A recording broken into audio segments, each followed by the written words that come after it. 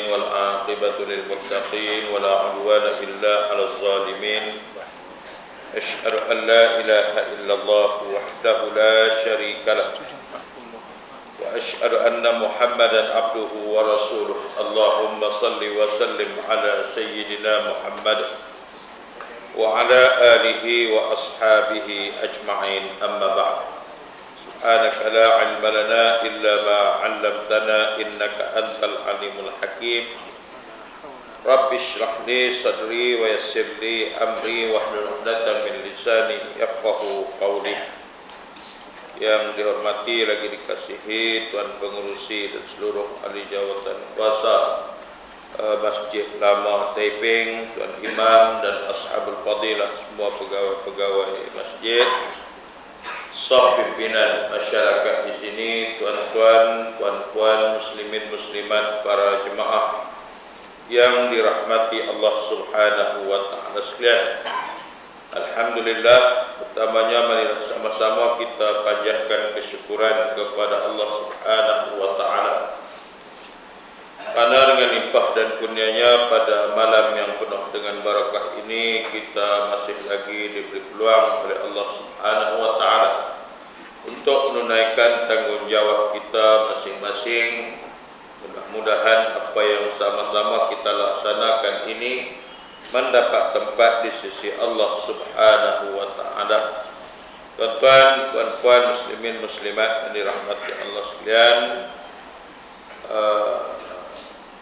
pertamanya saya mohon maaf tuan-tuan sekalian pada malam ini pakai tak sopan tuan-tuan. Naknya daripada pejabat tadi.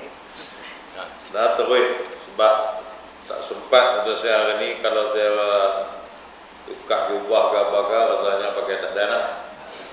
Jadi sekarang terus pakai lagu ni tak bagus lah. Jadi tuan-tuan sekalian, insyaAllah kita tengok apa nama pada malam ni sambungan kitab tafsir Al-Quran Al-Hakim jilid yang pertama. Pada 30 hari bulan 8 yang lalu kita telah pun baca ayat 21 dan ayat 22. Kemudian kita masih lagi tertinggal pada huraian ayat tersebut. Pada bahagian yang kedua dan yang ketiga yang bertajuk nikmat Allah yang besar, dan yang ketiga tajuknya ialah jangan bersekutu. Jadi insyaAllah pada malam ni kita baca untuk kali yang kedua ayat 21 dan 22. Kemudian kita sambung terus kepada tajuk yang kita tinggalkan pada bulan sudah, yaitu nikmat Allah yang besar. Dan seterusnya kalau sempat kita baca ayat baru ayat 23 dan 24 selepas daripada kita tengok tafsir nanti kalau sempat insyaAllah. Ini tuan-tuan sekalian, sebelum kita mula baca ayat 21 dan 22 pada malam ni, marilah sama-sama kita mulakan pertemuan kita dengan membaca Ummul Kitab. Kita hadiahkan pahalanya kepada mereka yang telah pun pergi menemui Allah Subhanahu wa taala, sama ada baru ataupun lama. Syai'ulillahi lahumul Fatihah. A'udzubillahi minasyaitonir rajim. Bismillahirrahmanirrahim. Alhamdulillahi rabbil alamin arrahmanir rahim. Maliki yaumiddin. Iyyaka na'budu wa iyyaka nasta'in. Ihdinas siratal mustaqim. Siratal ladzina an'amta 'alaihim ghairil maghdubi 'alaihim waladdallin. Amin. A'udzu billahi minasy syaithanir rajim. A'udzu billahi minasy syaithanir rajim. Bismillahirrahmanirrahim.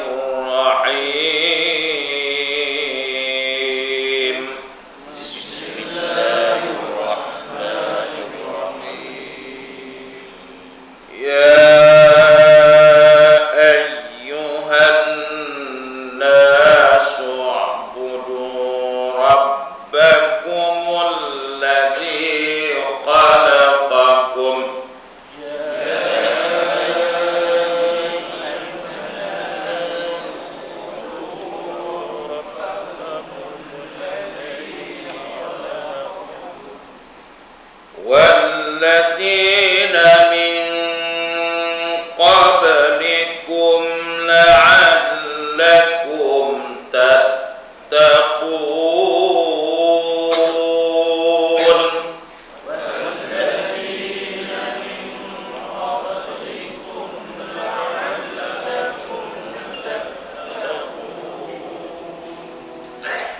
الذي جعل لكم الأرض فراشا والسماء بناء الذي جعل لكم الأرض فراشا والسماء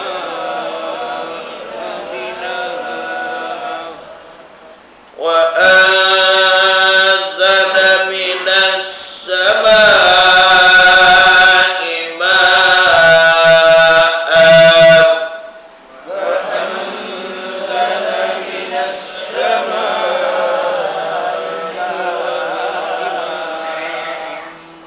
فأخرج به من الثمرات رزقا لكم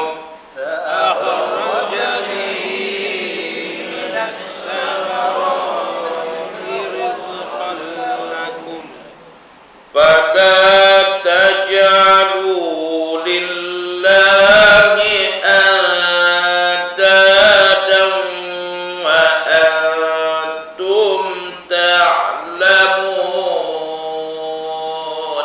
فلا تجعلوا لله أندادا وأنتم تعلمون.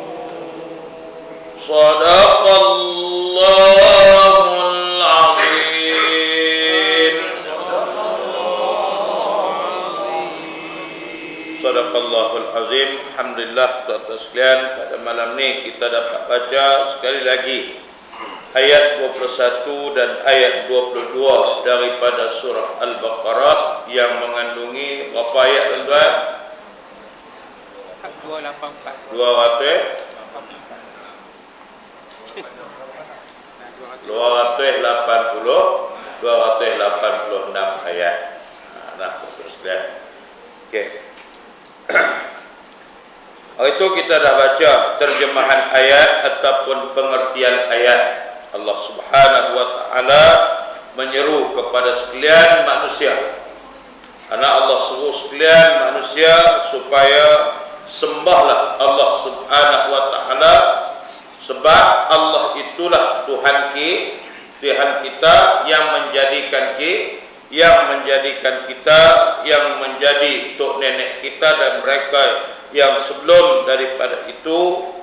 Allah lah juga ataupun Tuhan itulah juga yang menjadikan bumi sebagai hamparan, langit sebagai binaan, dan dialah juga yang menurunkan air daripada langit. Kita panggil sebagai air hujan. Dan maka ia keluarkan dengannya daripada buah-buahan. Karena turun air hujan menyuburkan tanam-tanaman dan tanah untuk kehidupan kita. Untuk dijadikan rezeki kepada kita. Allah tumbuhkan buah-buahan, pokok kayu-kayan, mengeluarkan buah-buahan sebagai rezeki bagi kita semua. Fala taj'alu lillahi andadan wa antum ta'lamun. Allah kata, maka jangan kamu jadikan Allah Subhanahu wa taala itu persekutuan yang lain. Menyekutukan Allah, padahal setelah kamu mengetahui. Jadi sekalian, dua ayat yang kita bacakan tadi. Kemudian tuan-tuan sekalian, kita sambung terus kepada tajuk ataupun tafsiran kedua-dua ayat tadi yang diberi tajuk oleh pengarang nikmat Allah yang besar. Kata di sini, sebesar-besar nikmat anugerah Allah Subhanahu wa taala kepada manusia ialah yang pertamanya bumi. Banyak kata sekalian nikmat yang Allah bagi, di antara nikmat yang terbesar yang Allah kurniakan kepada kita ialah nikmat bumi. Dari bumi keluar bermacam-macam penghasilan untuk kehidupan. Daripada bumi lah kita nak bercucuk tanam, kita nak cari gali dan sebagainya untuk menjadi hasil bagi kehidupan kita. Kemudian dikata di sini untuk kesenangan, juga untuk kesenangan, kemakmuran dan kemajuan mereka sendiri. Di sebalik kejadian Allah Subhanahu wa taala tadi, siapa yang mendapat habuan ataupun siapa yang mendapat nikmatnya tak lain dan tak bukan makhluk yang bernama manusia. Pasal itulah tuan-tuan sekalian, yang ni kita baca surah yang paling panjang dalam Al-Quran. Tapi kalau kita tengok surah yang paling pendek di dalam Al-Quran, Suratul Kausar, Allah sebut apa? Bismillahirrahmanirrahim. Inna a'tainakal kautsar. Sesungguhnya kata Allah, kami. Sesungguhnya inna a'tainakal kautsar, kami telah mengurniakan kepada engkau wahai Muhammad nikmat yang cukup banyak. Allah kurniakan kepada kita macam-macam nikmat. Tak usah tengok hajah, tengok pada tubuh badan kita pun sudah. Tuhan bagi nikmat. Tuhan tarik balik, tak usah banyak jari, sebatang jari sudah. Duk boleh lagu ni elok-elok, tahu hak ni duk lagu tu. Nak pakai baju pun payah. Nak suap nasi pun payah. Nampak? Anak Allah tarik. Macam tu nikmat-nikmat lain. Nikmat bermata. Allah tarik pelan-pelan. Dulu mata dua, lah mata empat. Kan?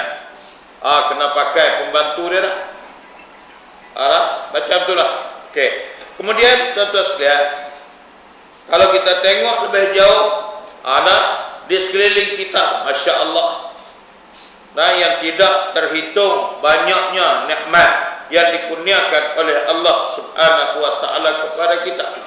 Ayat yang kedua dalam surah yang paling pendek, Allah pesan pula, setelah kita mengecapi nikmatnya yang cukup banyak, Allah kata, fasalli li rabbik, maka tunaikanlah sembahyang li rabbik, semata-mata kerana engkau. Allah suruh sembahyang kerana Allah Subhanahu wa taala. Tuan-tuan, ni pun sejauh mana tuan-tuan sekalian kita usaha, keluarga kita berusaha untuk mempertingkatkan tahap kualiti ibadat salat itu sendiri. Katanya kita sudah tak usah tanya orang. Katanya kita, lepas tanya kita tanya tanggungjawab yang Allah Subhanahu wa taala letak pada kita, yang kita pikul setaku ketua dalam keluarga, pemimpin dalam keluarga, sejauh mana kita cari jalan untuk meningkatkan tahap kualiti ibadat solat ahli keluarga kita khususnya. Tuan-tuan sekalian, kita dah sebut banyak kali dah. Berapa kali contohnya tuan-tuan, kita mai jumpa Tok Imam kita, Tok Imam, tolong dengar sak Fatihah saya ni, betul ke tak betul? Berapa orang boleh buat lagu tu tuan-tuan? Panggil ustazah mana-mana, ataupun tok guru mana-mana, wakil rumah kita, panggil anak isteri kita baca depan ustazah ni, nak tengok Fatihah anak bini kita, betul ke tak betul? Berapa orang kita boleh buat lagu tu tuan-tuan? Tak nak gaya bini tegak pun dia marah. Nak cakap banyak apa? Abang duk sembahyang masjid lama apa lama, tak biasa siapa tegak, hang pandai-pandai tegak pula. Main masjid lama dia baca slow, popek seorang dia kena semua. Tuan-tuan muslimin